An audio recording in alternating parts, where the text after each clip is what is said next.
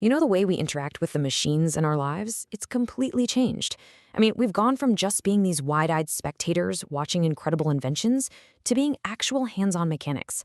And to really get how deep that changes, we're going to dive into two very different books separated by a century and a half. One from the very dawn of the mechanical age, and one from, well, right now. Okay, so picture this. It's Saturday morning, right? You're ready to get stuff done. You go out, you grab the pull cord on the lawnmower, and nothing. Just silence. So you try again. Maybe you get a little sputter, but it just won't catch. Ugh, that feeling, that frustration starts to build, right? It doesn't matter if it's a mower, a generator, or a tiller, a small engine that just refuses to run is a headache we've all had. So, what's the first thing you do? Well, for a lot of us, the answer is something like this. A good old-fashioned repair manual, specifically something like the Haynes Small Engine Repair Manual. This thing is basically a book of answers. It's just jam-packed with troubleshooting charts, super clear step-by-step instructions, diagrams, the whole deal. It starts with the assumption that you have a problem, and its only job is to give you a straight, logical path to fixing. Okay, now let's rewind. Let's jump way back 150 years. I want you to imagine you're looking at the absolute bleeding edge tech of 1867. This is not your lawnmower. No, this is a brand new Grover and Baker sewing machine.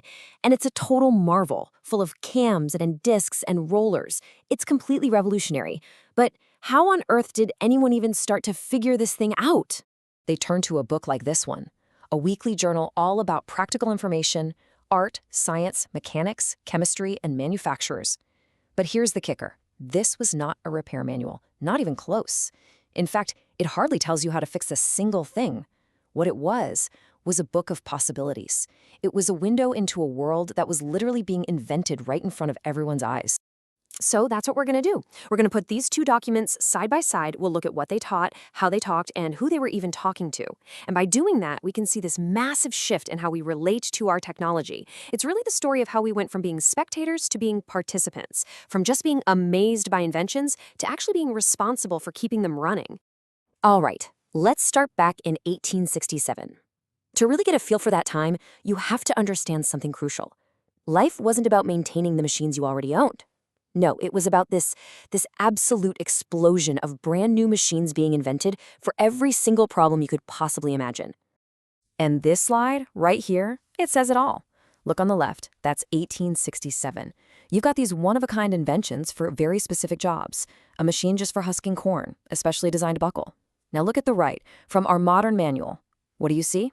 Standardized tools, wrenches and sockets designed to work on pretty much any machine. See the difference? The 19th century was all about creating unique solutions from scratch. Today, it's about having the universal tools to maintain them. And the pace of all this, it was just staggering. I mean, look at this. This single issue of the journal, it lists the patents that were processed in just 1 week. And the number is 65. Just let that sink in for a second.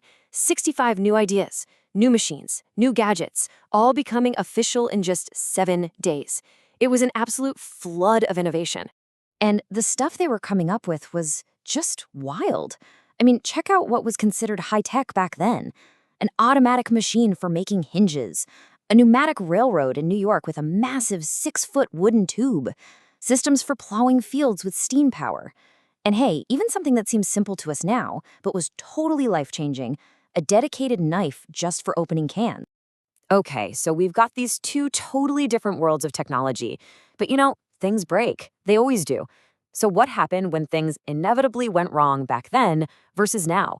Well, looking at how people diagnosed problems, that shows a completely different mindset. Take this, for example. Back in 1867, this is how the journal explained why people got sick in the autumn. It's not about germs, right? They didn't really have that figured out yet. It's this big, sweeping theory about emanations coming out of the earth, a mix of heat, moisture, and decaying plants. It's based on what they could see, for sure, but it's super abstract. It's more of a worldview than a practical diagnostic chart. And then, bam, you have the modern manual.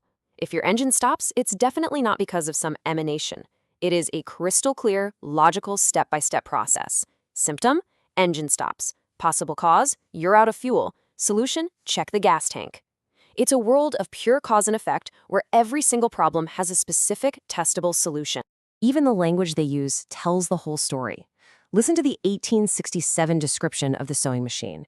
It's so dense, so mechanical, it's really talking to an educated observer about how the machine is constructed. But the modern manual, it talks about the recoil starter only in terms of what it does and how it fails. It's not about how it's made, it's about why it's not working right now. And all of this, it all points to this really fundamental shift in our role, in our relationship with technology. The person reading that 1867 journal was an observer, right? They were marveling at the genius of all these inventors. But the person reading the modern manual, they're an empowered operator. They're expected to get their hands dirty and actually participate in the life of their machine. So what did you learn in 1867? Well, that journal, it armed you with all this incredible worldly knowledge. You'd be reading about a new calculation for the sun's distance, the progress on that crazy pneumatic railroad in New York, the structure of ice, even the potential of farming silk in California. The whole point was to make you a more informed citizen in a world that was changing at lightning speed. And today, the manual arms you with practical, actionable skills. You're not learning about the distance to the sun. You're learning how to use a feeler gauge to check valve clearance. This isn't just interesting information for a dinner party. This is knowledge for direct action. It basically democratizes the role of the mechanic. It says, hey, you can do this. I mean, just think about a simple process like changing the oil. Sure, there's thermodynamics and safety stuff involved, but the manual breaks it down into this simple 5-step ritual that pretty much anyone can follow.